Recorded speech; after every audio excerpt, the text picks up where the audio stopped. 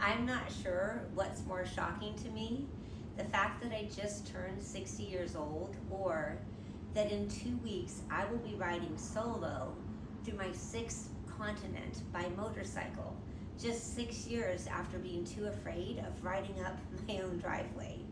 So, what caused this significant change of events?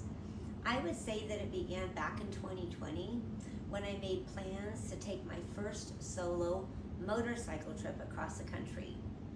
At the time, I lived in Oregon and my older son lived in Washington, D.C., and we had been separated for 6 months. It was the height of the pandemic, and neither of us felt super comfortable traveling by airplane to see each other, and I longed to go visit him by motorcycle.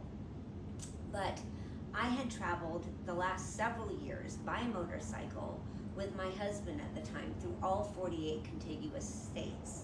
But we had just divorced, and I was grappling with this visceral fear of being alone. I was afraid of living alone, traveling alone, and riding my motorcycle alone. At the time when I was newly divorced, I had joined a couple women's Bible studies, and I had learned more about the very real presence of the Holy Spirit in my life.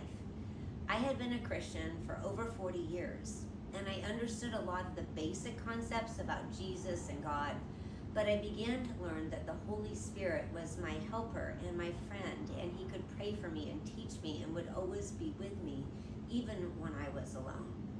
And this increased awareness of God's presence in my life gave me the courage that I needed to face my fears of being alone and to head out on an 8-week solo motorcycle trip across the country to see my son.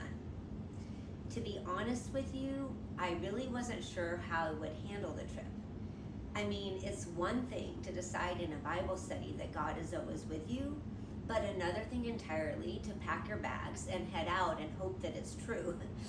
But what I found as I traveled north through Oregon and then Washington and Idaho is that I was able to enjoy the beauty of God's creation around me and sing praise songs and think thoughts of gratitude and pray for loved ones. And I began to enjoy the positive interactions that I had with fellow travelers. And I was able to see for the first time in my life that even though I was traveling on my own, I was not alone. This was so incredibly freeing for me, and I have to say, I think it was the first major step that I took in learning to live life more fully. I like